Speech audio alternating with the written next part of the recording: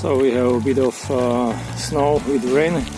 Right now I'm gonna make a quick shelter. So I put here this twig,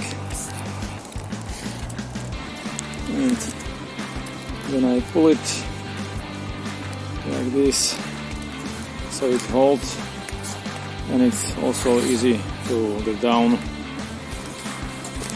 The rain started and finished really quickly, so maybe I won't need it, but yeah, anyway, we had a bit of snow and it was raining today, so let's try if we can start the fire going. If this piece of wood could be dry on the inside,